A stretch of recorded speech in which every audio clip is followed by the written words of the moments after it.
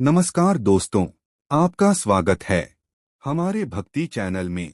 आज हम जानेंगे भक्ति के कुछ रहस्यमय तथ्य जो आपकी श्रद्धा को और गहरा बना देंगे।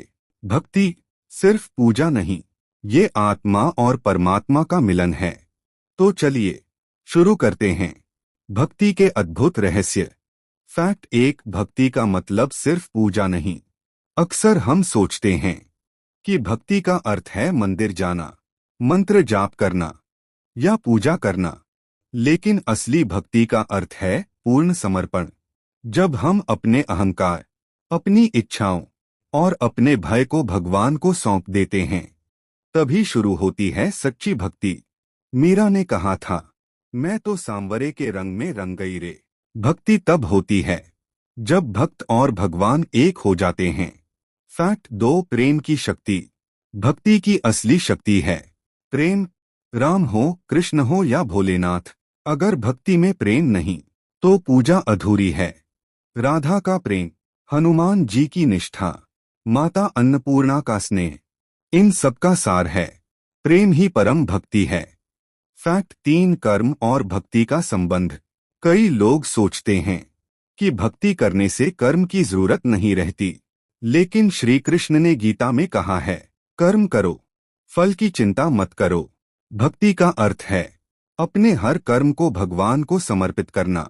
जब हम अपने कार्यों को ईश्वर की सेवा मानकर करते हैं तो जीवन ही भक्ति बन जाता है।